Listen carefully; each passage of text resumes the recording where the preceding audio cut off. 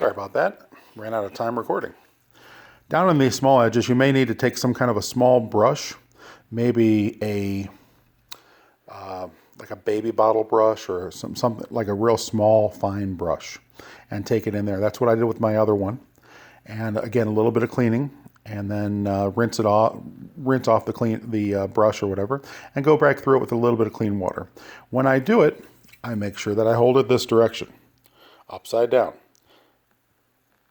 so that it does not leak into the motor. I just want to make sure, actually, yeah, I just want to make sure it does not leak into the motor. So I turn it like this, and then I let it sit like that for a while and dry. That way I don't have any water leaking back into this housing. I don't know how to pull this all apart, and I don't want to. So there's no reason to do that. That one valve that I showed you before that people talk about having problems with, this is the little plastic piece that sits on top, and you're going to want to wash this as well. So make sure you wash it before you put it back on.